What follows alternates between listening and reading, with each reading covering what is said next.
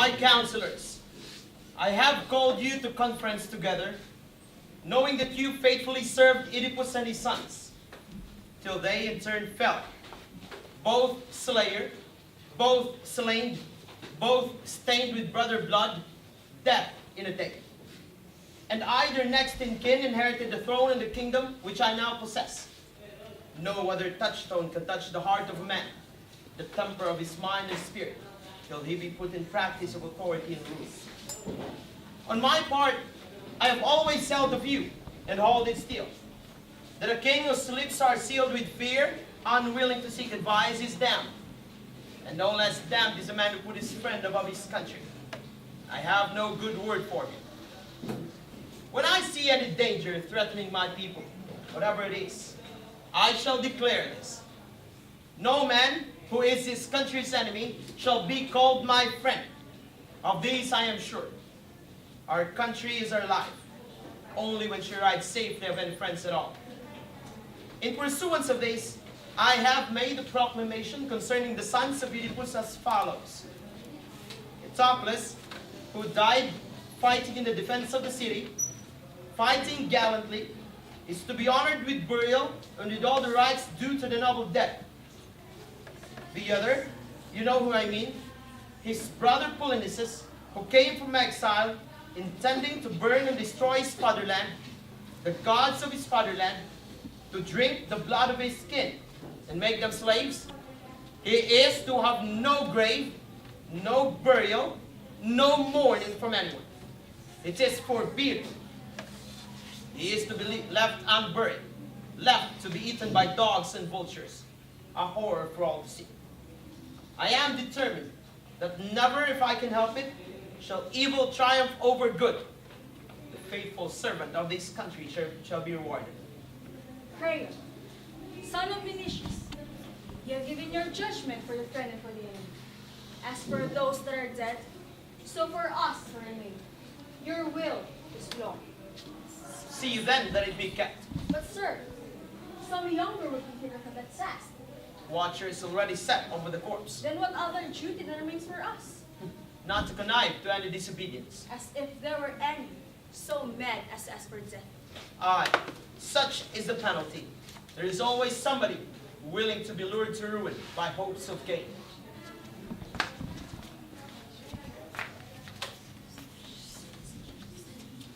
My lord. Note, sir, if I am out of breath, it is not from haste. I have not been running. On the contrary, many a time I stop to say to myself, hurry, you fool. If Crane has this from another man, your hands are as good as up. So here I am, as fast as my unwilling haste could bring me. Good heavens, man. What is the matter? To speak myself first, I never did it, sir, nor saw who did. No one can punish me for that. You tell your story with a deal of artful precaution. It's evident something strange. It is so strange.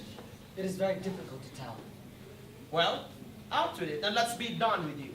Is this, sir, the corpse? Someone that just buried in guns. Tried us over the body, they scatter in a manner of holy grail. What? Who dared to do it? I don't know, sir. There's no sign of a pick, no scratch of a shovel. The ground was hard and dry, no trace of a wheel. Whoever it was has left no place behind it. There was no track of an animal either, a dog, or anything that might have come and molded the body. But this must be reported to the king. We can't conceal it. We drew lots for it. And I, such is my luck, was chosen. So here I am. My lord, I fear that from the first of this may prove to be an act of the gods. Enough of that! Or I shall lose my patience. Don't talk like an old fool, although you be. May I say more? No more! It's words you say that stings me more. Stings in your ears, sir, or in your deepest feeling. Don't bandy words, fellow, about my feelings. Do I offend your ears, sir? It is not I, but you is guilty that offends his soul. Oh, born to argue, were you? Maybe so. But still not guilty of this business. Doubtly so, if you sold your soul for money. Would you think the thinking man should think so wrongly? Think what you will. But if you fail to find the doer of these deeds, you learn one thing. Ill-gotten gains bring no one any good.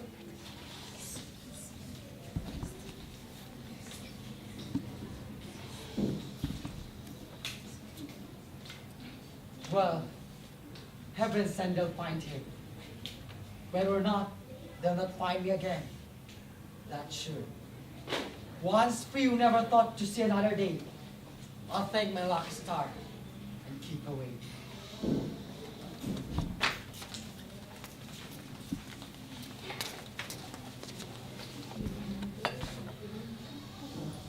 Wonders are many on earth, and the greatest of these is a man who rides the ocean and takes his way through the deeps, through the windswept valleys of perilous seas that surge and sway.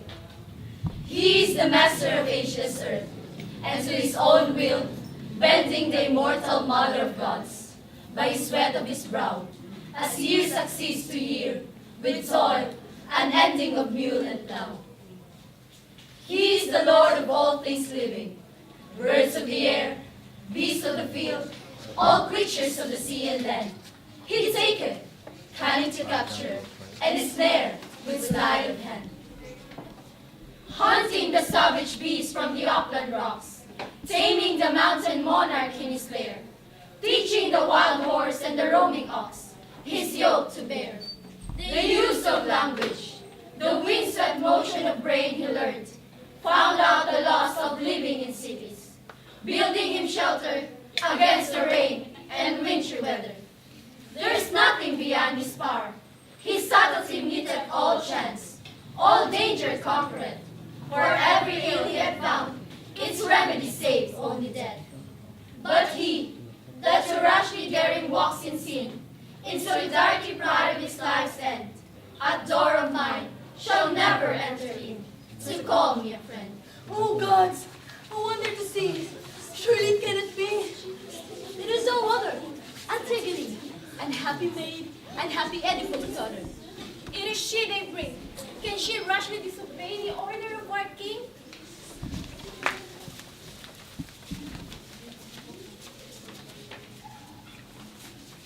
We've got her!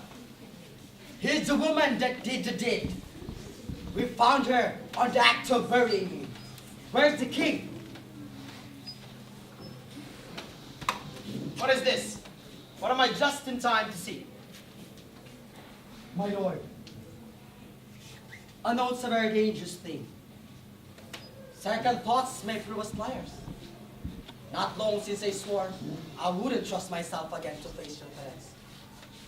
You gave me a job in the first time, but there's no pleasure like an unexpected pleasure, not by a long way.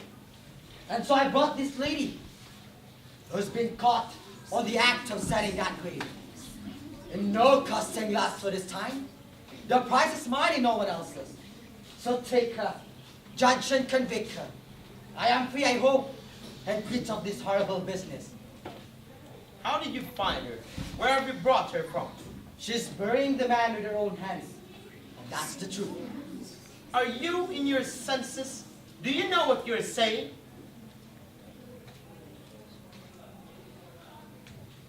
I saw her myself. Burying the man who you ordered not to bury. Don't I speak plain? How did she come to be seen and taken in the act? With all your threats and curses ringing my ears, we swept of all earth that covers the body and left it a sodden corpse again. Then we sat up on a hill, on the windward side, keeping clear of the stench of it as far as we could. This went on for some hours, till the flaming sun was high on the top of the sky, and the heat was blazing. Suddenly, a storm swept over the ground, filling the sky up to shut your eyes to stand against it. When at last it stopped, there was a girl screaming, like an angry bird, seeing the body naked, crying and cursing the one that had done it. Then she puts up a fine bronze urn she's brought, Then she makes her offering 3 times to the day. Soon as we saw it, down we came in caught. She wasn't at all frightened. And so we charged her of what she had done before. And this, she admitted it. Well, what do you say? You, hiding your head there. Do you admit it, or do you deny the deed? I do admit it. I don't deny it. You may go. You are discharged from blame.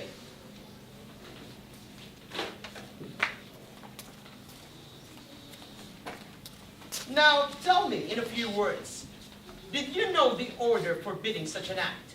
I knew it. Naturally, it was plain enough. And yet you dared to contravene it? Yes, that order did not come from God. Justice, that dwells with the gods below who knows no such law. I do not think your edict strong enough to overrule the unwritten, unalterable laws of gods in heaven. You big man. It is not yesterday or today, but everlasting. Though where they came from, none of God, why can it be? I knew that I should have to die. Of course, with or without your order. If it be soon, so much the better. Living in daily torment as I do, who would not be glad to die? The punishment will not be anything. Only if I had let my mother's son lie there and buried, then I cannot have borne it. This I can bear. Does that seem foolish to you? Or is it you that are foolish to judge me so? She shows her father's stubborn spirit. Foolish not to give way when everything's against her. Ah, but you'll see. The over-obstinate spirit will soon be broken. The strongest iron will not be over-tempered in the fire of bitterness. A little halter is enough to break the wildest horse. Proud thoughts do not sit well upon subordinates. This girl's proud spirit was first in evidence when she broke the law. And now, to add insult into her injury, she glouts over her deed. But as I live, she shall not flout my orders with impunity. My sister's child, where she should not escape full punishment. She and her sister too, her partner doubtless in this bury. Let her be fetched. She was in the house just now I saw her, hardly in her right mind either. Often the thoughts of those who plan dark deed betray themselves even before the deed is done. The criminal, who being caught still tries to make fair excuse, is damned indeed. Now you have caught me. Will you do more than kill me? No, that is all that I could wish. Why then delay? There is nothing that you can say that I should wish to hear, as nothing I say can weigh with you. I have given my brother burial. What greater honor could I wish? All this would say that what I did was honorable, but fear locks up their lips. To speak and act just as he likes is a king's prerogative. No, you're wrong. None of my subject thinks as you do. Yes, sir, they do, but dare not to tell you so. And you're not only alone, but ashamed. There is no shame in honoring my brother. Was not his enemy who died with him your brother? Yes, both were brothers, both of the same parents. You honor one and so insult the other. He that is dead will not accuse me of that. He will, if you honor him no more than a traitor. It was not a slave, but his brother that died with him. Attacking his country while the other defended it. Even so, we have duty to the dead. Not to give equal honor to good and bad. Who knows? In the country of the dead, that might be the law. An enemy can't be friend even when dead. My way is to share my love, not share my hate. Go then, and share your love among the dead. We'll have no woman's law here, not while I live. Antigone. You, crawling viper, lurking into my house to suck my blood. 2 traitors unbeknown plotting against my throne. Do you admit to share in this burying, or do you deny all knowledge? I did it. Yes. She will let me say so. I am as much to blame as she is. No! That is not just. You will not lend a hand, and I refuse to dead. But I'm not ashamed to stand beside you, showing your arrow child, Antigone. Whose was the deed? Death and the dead are witness. I love no friend whose love is only words. Oh, sister, sister, let me share your death, sharing the tribute of honor to him that is dead. You shall not die with me. You shall not claim that which you will not touch. One death is enough. But how can I bear to live if you must die? Ask Graham. No! Is not he the one you cared for? You do yourself no good to taunt me so. Indeed, no. Even my jests are bitter pains. But how? Oh, tell me, how can still help you? Help yourself. I shall not stand in your way. For pity, Antigone, can I not die with you? You chose. Life was your choice when mine was death. Although I warned you that it would be so. Your ways seem bright to some, to others mine. No, both in the wrong, and both condemned. No, no, you live. My heart was long since dead, so it was just right for me to help the dead. I do declare the creatures both mad. One lately grazed the other from her birth. Is it not likely, sir? The strongest mind cannot acquit when the misfortunes blow. Yours did, when you threw in your lot with hers. How could I wish to live without my sister? You have no sister. No! Count her dead already. No!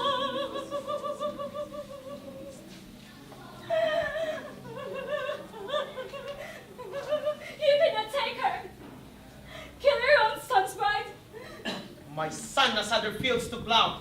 No truer truth was ever made than theirs. No son of mine will wed so vile a creature. Oh, Haman, can your father spite you so? You and your paramour, I hate you both. But sir, will you take her from your own son's arms? No, not I, but death shall take her. Be it so. Her death, it seems, is certain. Certain it is. No more delay. Take them and keep them within the proper place for women. None so brave will not look away and escape when they see life stand face to face with death.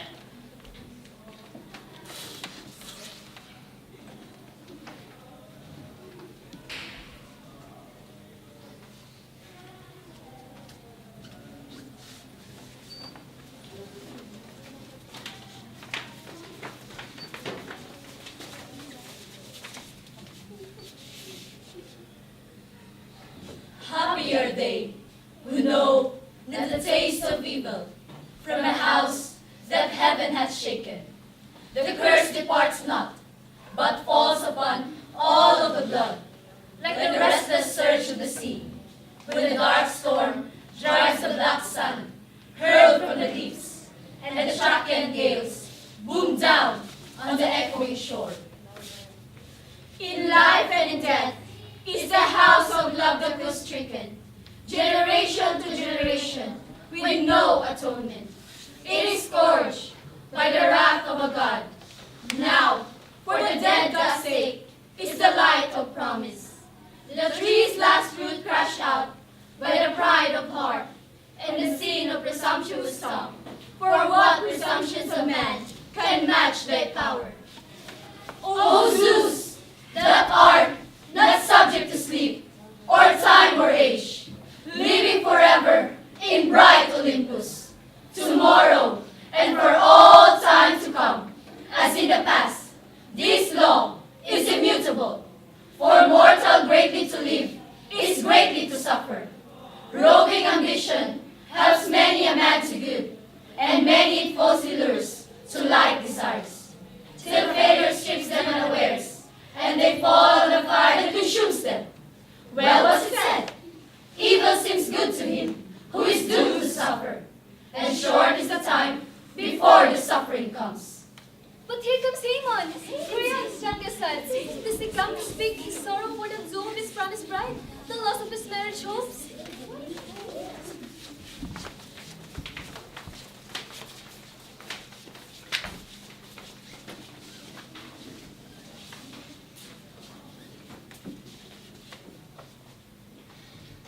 My son, You have heard, I think, our final judgment on your betrothed. No longer words, I hope. Still friends in spite of everything, my son. I am your son, sir. By your wise decision, my life is ruled, and I shall always obey. I cannot value any marriage tie above your own good guidance. Rightly said. Your father's will should have your heart's first place. Only for these do fathers pray for heart's obedience. Loyal, ready to strike down their father's enemies and love their father's friends. To be the father of unprofitable son is to be the father of sorrows, a laughing stock for all one's enemies. Do not be fooled, my son, by lust and wiles of women. You'll have bought cold comfort if your wife's a worthless one. No wounds strike deeper than love that's turned to hate. This girl's an enemy. Away with her. Let her go find mates in Hades. Once I've been caught in flagrant act, the only traitor in our state, I can't make myself a traitor too. So she must die. How, if I tolerate a traitor at home, shall I rule those abroad? The righteous statesmen of his household will make a righteous statesman. To twist or transgress the law, to one's own pleasure, presume to order where one should obey is sinful, and I will have none of it. He whom the states appoint must be obeyed in the smallest matter, be it right or wrong. And he who is a righteous ruler of his household will make a wisest king, or for that matter, a staunchest subject. He will be the man you can depend on in the storm of war, faithful comrade in the day of battle. There is no deadly peril than disobedience. States are devoured by it, homes laid in ruin, armies defeated, victory turned to rout, while simple obedience saved lives of hundreds of honest folks. Therefore I hold to law, and will never betray it, least of all for a woman. Better be eaten, if need be, a man, than let the woman get the best of us. To me, as far as an old man can tell, it seems Your Majesty has spoken well. Father, a man's wisdom is a gift of heaven. The greatest gift of all.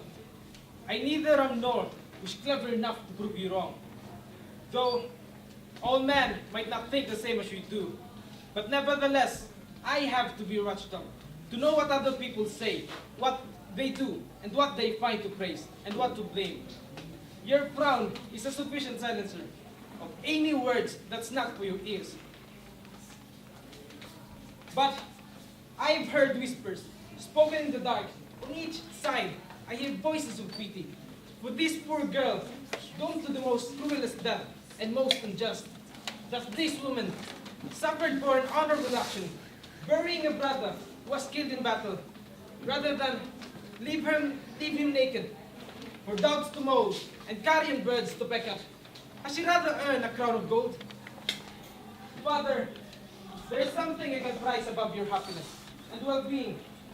What greater good can any son desire? Can any father desire for his son? Therefore I say, let not your first thought be your only thought. Think if there cannot be another way. Surely to think that yours, the only wisdom, and yours, the only word, the only will, betrays a shallow spirit, an empty heart. It is not a weakness for the wisest man to learn when he is wrong, know when to yield. So, on the margins of a flooded river, trees bending to the torrent, leave lives unbroken, and while those who strains against it are snapped off, a sailor has to tack and slacken sheets before the gale, or find himself be capsized. So, Father, foes, put aside your anger. I think for what my young opinion's worth, that God as it is, to have infallible wisdom, since it is rarely found. And the next best thing is to be willing to listen to wise advice. There is something to be said, my lord, for his point of view, and for yours as well. There is much to be said on both sides. Indeed, am I to take the lesson of my time of life from a fellow of his age? No lessons you need to be ashamed of. It isn't a question of age, but of right or wrong. And would you call it right to admire an act of disobedience? Not if the act were also dishonorable. Was not this woman's action dishonorable? The people of Thebes think not. The people of Thebes! Since when do I take my orders from the people of Thebes? Isn't that rather a childish thing to say? No, I am a king and responsible only to myself. A one-man state? What sort of state is that? Why? Does not every state belong to its ruler? You'd be an excellent king on a deserted island. Of course, when you're on the side, woman's side. No, no, unless you're the woman. It's you I'm fighting for. Villain! Would every word you say is against me? Only because I know you are wrong. Wrong! Wrong to respect my own authority? What sort of respect tramples on all that is holy? Despicable coward! No more will than a woman! I have nothing to be ashamed of. Yet you plead her cause! No, yours and mine, and that of the gods of the dead. You shall never marry her this side of death! Then if she dies, she does not die alone. Is that a threat, you impudent? Is it a threat to argue with wrong-headedness? You learn what wrong-headedness is, my friend, to Oh. your cost. Oh, father, I could not call you mad. Were you not my father? Don't toady me, boy. Save that for your lady love. You mean to have the last words then? I do. And what is more, by all the gods in heaven, I'll make you sorry for your impudence. Bring out that she-devil and let her die now, with her bridegroom by to see it done. No! That I'll never see, nor from this hour shall you see me again. Let those who will bear witness of your weakness and folly.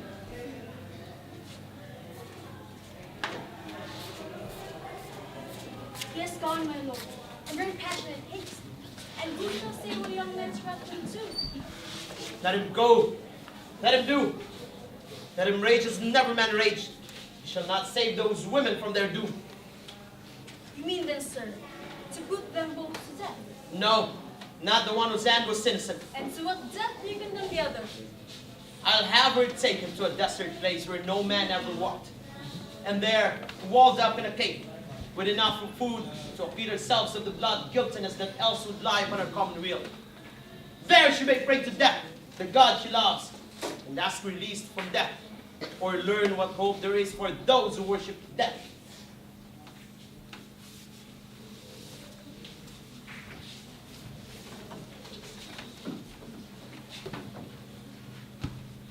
Where is the equal love? Where is the battle he cannot win? The power he cannot unleash? In the farthest corners of the earth, in the midst of the sea. He is there. He is here. In the bloom of a fair face lying in wait. And the grip of his madness spares not God or man. Marrying the righteous man, driving his soul into mazes of sin and strife, dividing a house for the light that burns in the eyes of the bride of desire, is the fire that consumes at the side of the great gods. Aphrodite, immortal, works her will upon all.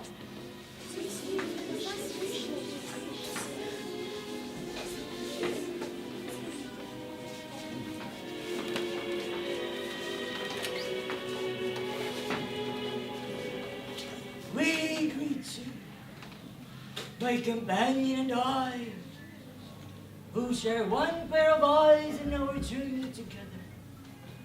For the blind man goes where his leader tells him to. You're welcome, Father Tiresias. What's your news? I, news you shall have, and advice if you can hit it, There was never a time when I failed to heed it, Father.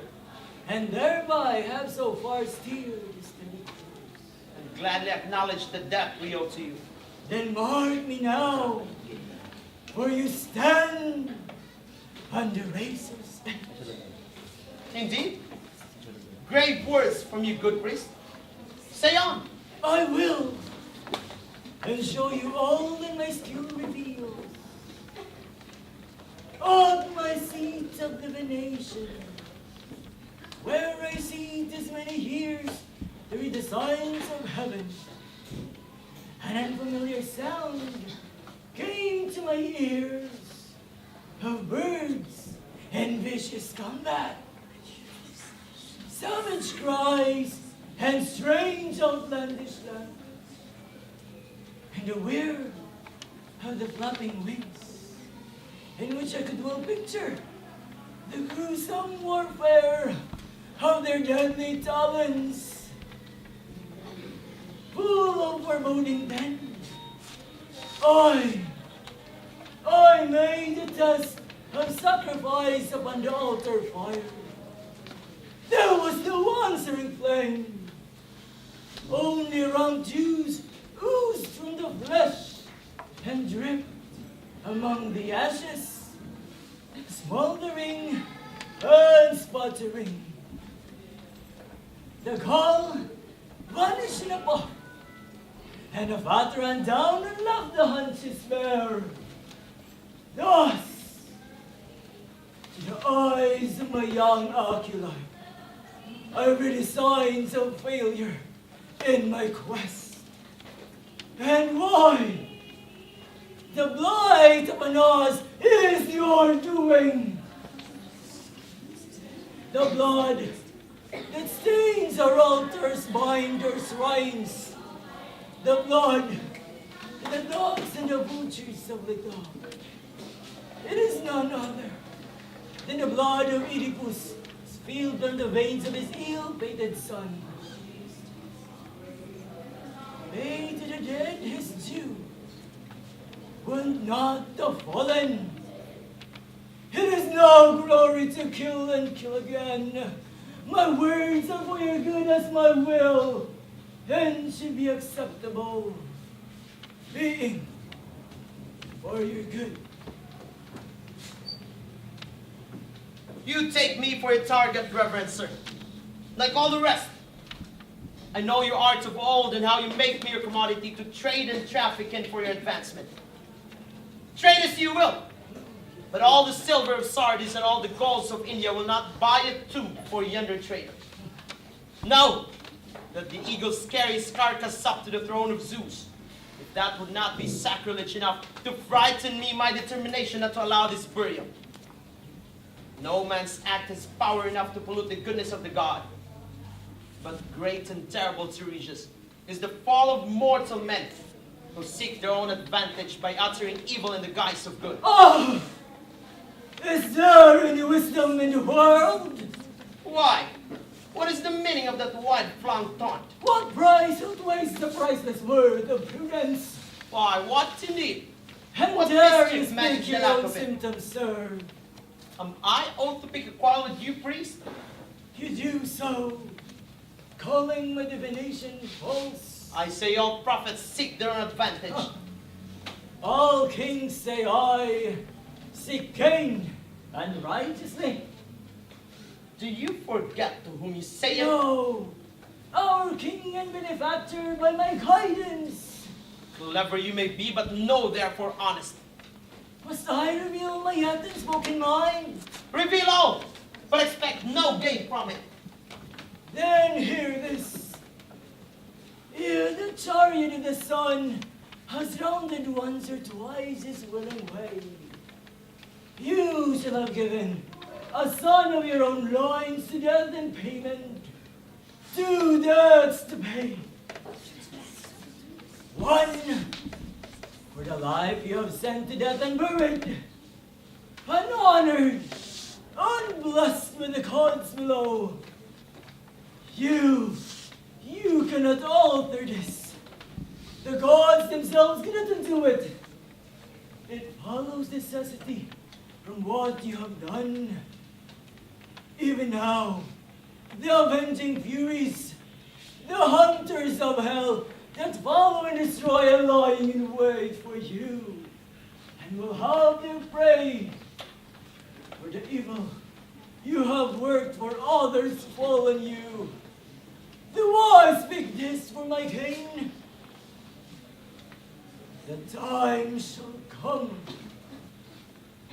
and soon, when your house is filled with the lamentation of men and of women, and every neighboring city will be gone into fury against you. For upon them too, the population falls when the dogs and the vultures bring the defilement of blood to their hearts and altars.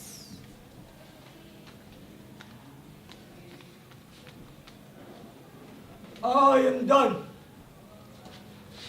You prick me.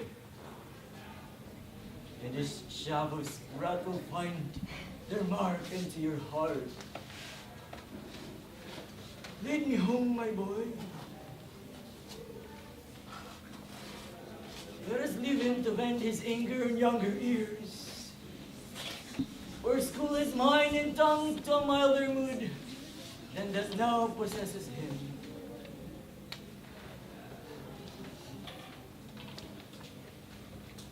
Idon.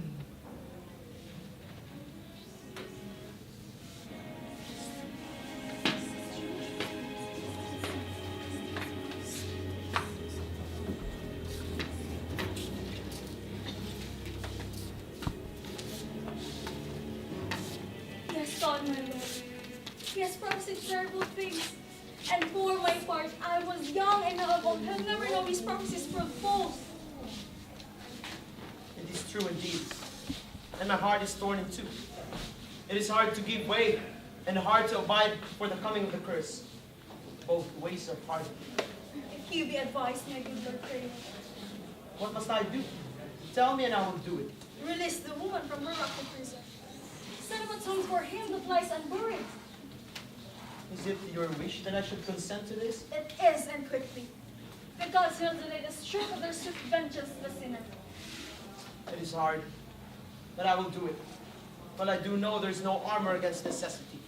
Go, and let your own hands do it, and no other. I will go this instant.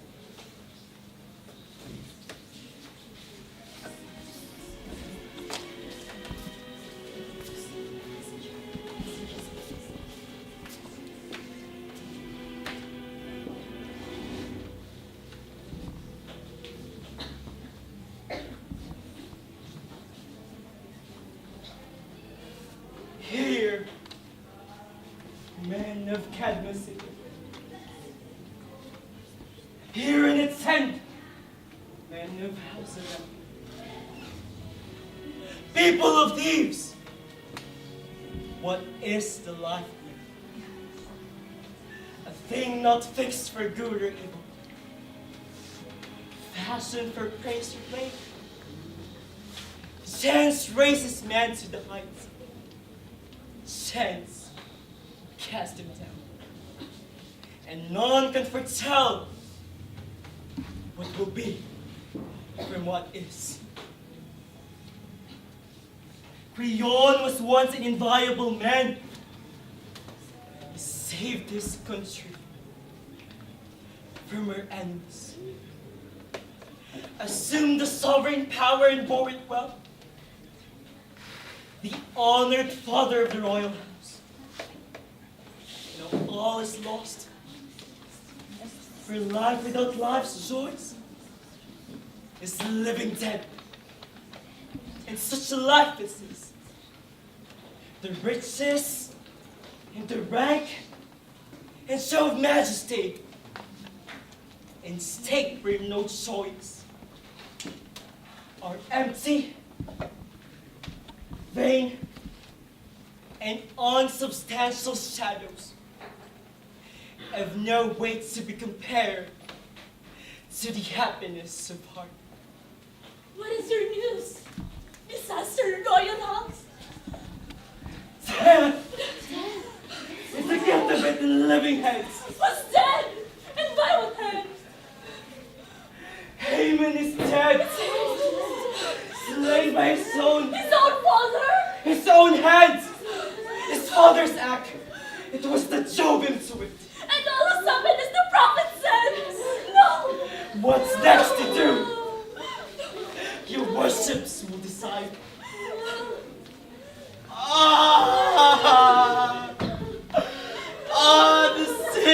The sin of the erring soul drives hard into death. Behold the father of the son, the slayer, the slain. Oh, the curse of my stubborn will. Son, newly cut off from the newness of youth.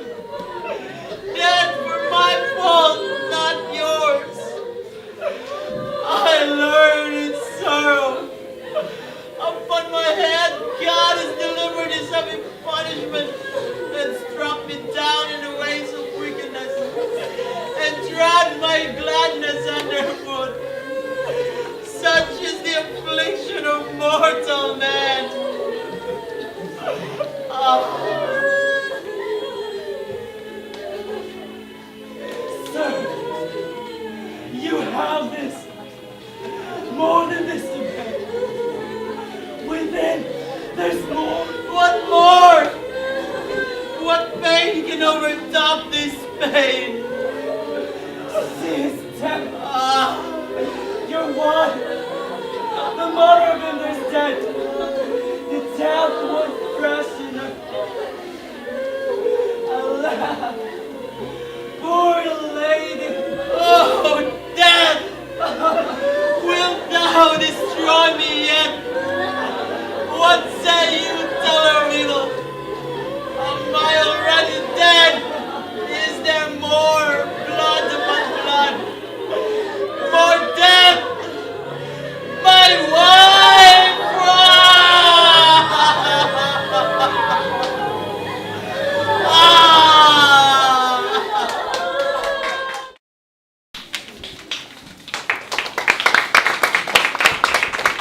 Allow me to introduce you individually the members of the chorus. We start with Miss Maribel Tablo, Miss Daisy Jane Behar, Miss Annie B. Carmona, Miss Genevieve Kawab, Miss Monesa Ayo, Miss Lilibeth Simpson, and Miss Rodessa Bell Akin. Ladies and gentlemen, once again, the Chorus of Women, Group 1. Chorus of Women, Group 2.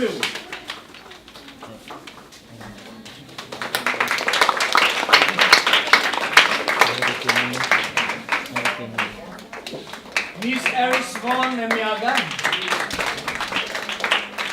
Miss Hanan H. Del Rio, Miss Cara May Pahiga, Miss Sheila Jane Aga, Miss Arhana Ali, Miss Monalyn Makabangi, Miss Stephanie Lago, and Miss Mary Lucy Catherine Tapa. Ladies and gentlemen, Chorus of Women, Group 2. Now for the messenger, it was played by Mr. Alan Roy Lamata.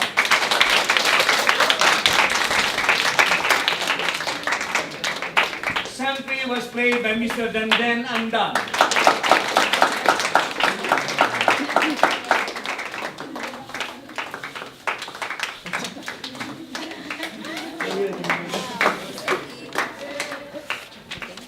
Played by Miss Divina Morales. If you go down, I'd like you guys to go down so that you will be seen. Go down. The rest of you too. Step down. Step down now.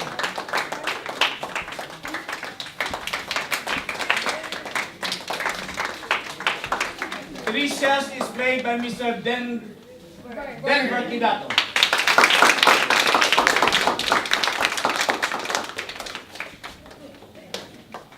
Haymon, the son of Crayon, is played by Ronnie Robles.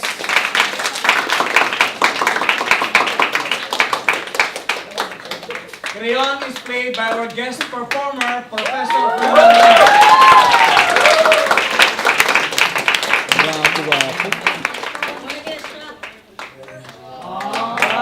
and Antigone is played by Miss Michelle Camacho.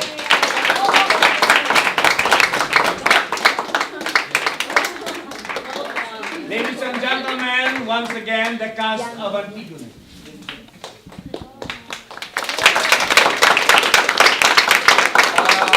Chorus of Women, I'd like you to meet halfway at the center. Okay, the rest of you go up. The rest of you go up. So that you also be seen. There you are. We would like to give our thanks to the following persons who helped one way or another, most especially in our production set. This was done to us by the Bactas Group, Bactas MC Group. And particularly, Miss Kyriel Fine Recibe. Here. Okay. Mr. Bon Jovi Galyaza, Mr. Antonio de la Cruz, and Mr. Jade Martin King. So far, This is one of the best production sets I had. Thank you very much for the Lactas Group. We'd like also to acknowledge the photographer, Miss Lourdes May Jimenez. Likewise, the donors, sponsors, benefactors of this presentation. Without your help, they will not be able to come up with a production. The parents, likewise. This is the real. Thank you for coming. And to my alumni in my English 145 class. Those who also played during their days. We now go to the lights in charge, Miss Annie V. Carmona. Oh, excuse me. I read the wrong program. Miss Mafet Arique.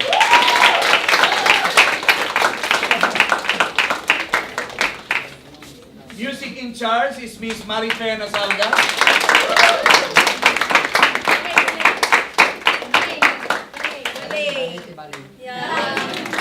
Stage manager for this play is Miss Stephanie Lazo. And student director is Miss Maria.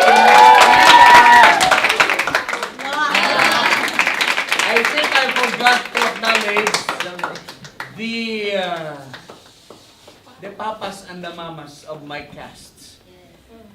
I think I have seen him since we started our rehearsals, and I saw him now at the ticketron, kung may ticketron tayo.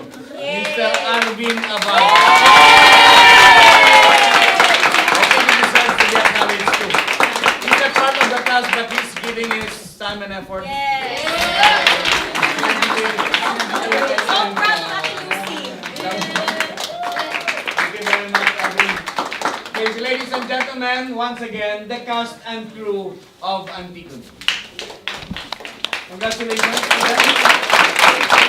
Thank you very much for sharing the time with us, with my students, the experience with them.